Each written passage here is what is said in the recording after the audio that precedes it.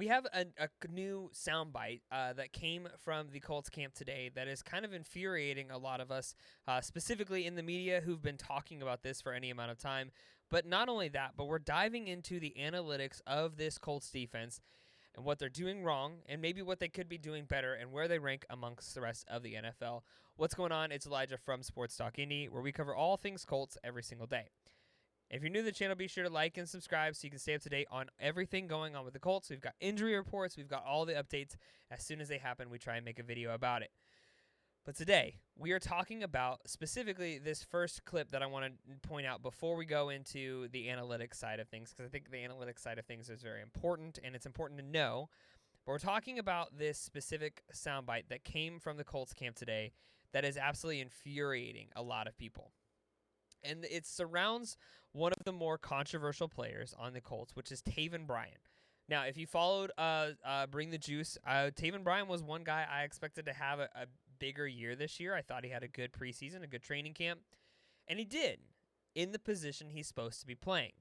Tav Bryan has actually done a really good job. He has 6 QB touches last year on 19 snaps in that position, but he's found a home as a 3 technique with 3 different teams. So that's his position, is a 3 technique with 3 different teams. He's a 16-game starter for the Browns the year before with the Colts, and now with the Colts again.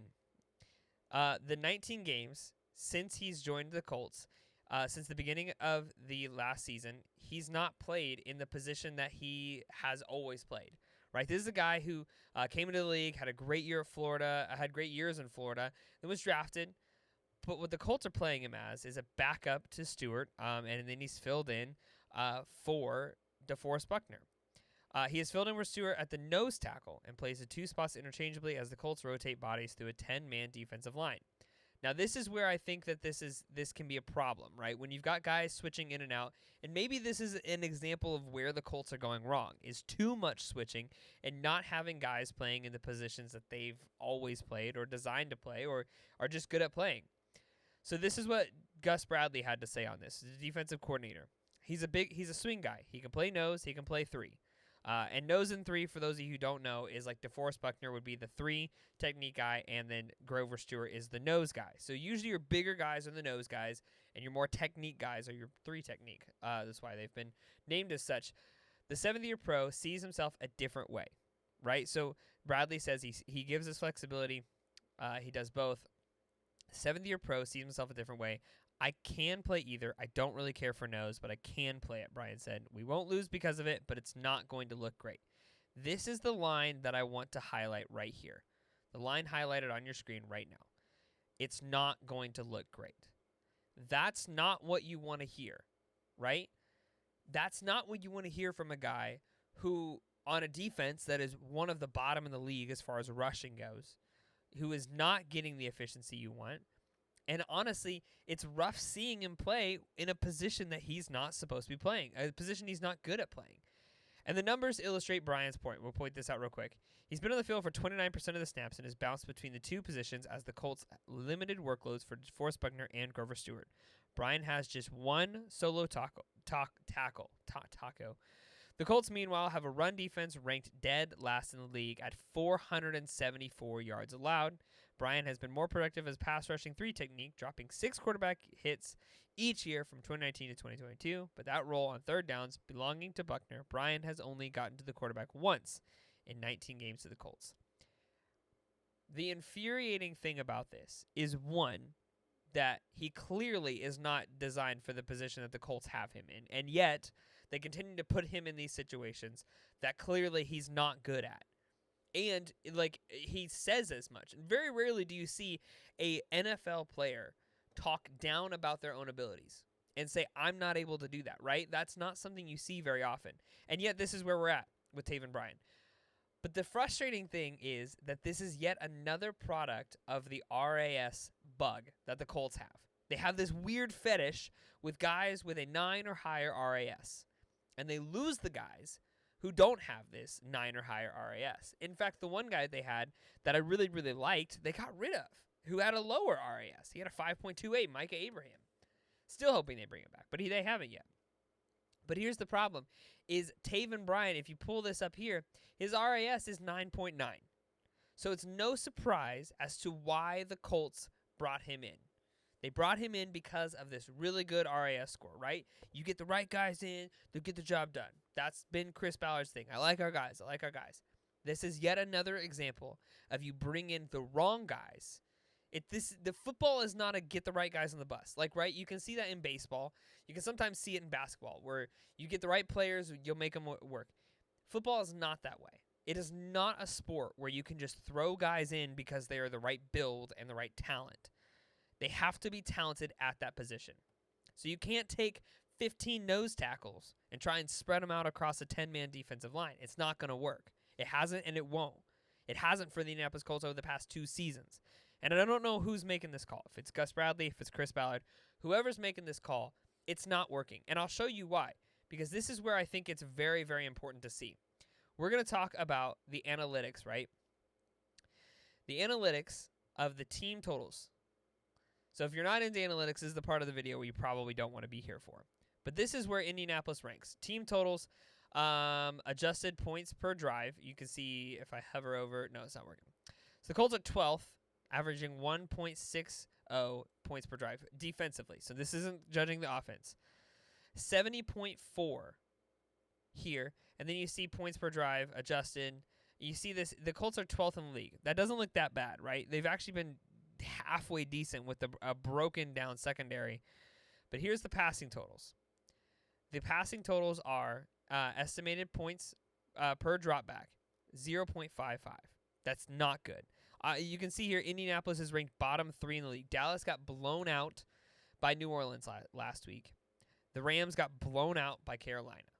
This is not where you want to see the Indianapolis Colts, is in this field right here. Interceptions per dropback. First downs per dropback, 41.2%. That's terrible, but it gets worse.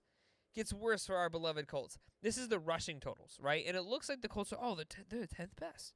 They're 10th best in the league. That's great. Let's not go so far. That's adjusted because the Packers ran the ball 53 times. No one else up here is showing up with a 2, and the Colts have 234 yards allowed last week. 13 first downs, which obviously is adjusted for the 15. And then the first down per carry, 24.5. Yards per carry, 4.4. Again, they ran 53 times. If you take out the second half, the Colts are going to be bottom in the league. And this is where the Colts are struggling so much right now. And I don't have the solution besides get the right guys in the right spots. Obviously, they're banged up. But there's clearly, when you watch the highlights, I can't show the highlights here because of copyright, but when you watch the highlights, this is a unmotivated defense. This looks like a defense who doesn't want to be doing the plays that they're actively doing, and that's a big problem. You talk about culture. You talk about these teams that have even subpar players in their positions, and culture can carry you a long way. You can adjust so much with culture, with having the right guys, and Shane Steichen's a good culture guy. Honestly, this offense, when it hums well. And it's a lot because of the culture. But this culture on the defense is terrible. It's one of the things that I think is going to continue to be one of the downfalls of the Indianapolis Colts, is if we cannot adjust this. I think Gus Bradley, honestly, is a good defensive coordinator. I think the plays that he's calling, there's some that are very predictable, obviously. But on the rushing plays, these guys are not out of position initially. But what's happening is these guys are unmotivated. The tackling is sloppy. They're not getting out of blocks. And it's because a lot of your guys are either too big for the small positions you want, or they're too small for the big positions you want. Tav Bryan is a undersized defensive tackle. He should not be replacing Grover Stewart. He should barely be replacing DeForest Buckner. If anything, throw him on an edge. But even then, I don't think that that's necessarily his position. I think that this is going to be the downfall of the Colts right now, is until they can right this ship defensively, until they're able to fix this sort of thing. And this is the week 2. This is where the Colts are. The rush success rates and the trailing 2 weeks from week 2. Colts are one of the bottom in the league. I mean, these are bad teams surrounding the Indianapolis Colts right now. Washington, Indianapolis, the Minnesota, Miami Dolphins, the Giants, the Panthers, the Rams, the Patriots, even the Eagles, just did not have it together. But like everyone's talking about the Eagles having the worst rushing defense in the league, the Colts is by and large way worse. And again, this is against Josh Jacobs, who had a good game, is a good running back, but it's also against Joe Mixon. If you had asked anyone at the beginning of the season, is Joe Mixon going to have a more than 100-yard game? And they'd probably say maybe 5 games. And against the Colts was definitely not going to be one of them because the Colts had a really good run defense last year. But this is something that until we can right the ship, until we can start getting people playing the positions they actually are good at playing, the Colts are not going to be able to win a game. And I hope that this weekend against the Bears, they're going to be able to successfully find a way against the worst rushing offense in the league. We talked about it before. This is a very stoppable force moving a very movable object. And it's going to be who has more will. And again, it comes down to culture. It comes down to who's got the drive. Can this offense provide enough fuel for this defense to get the drive and to be able to make stops?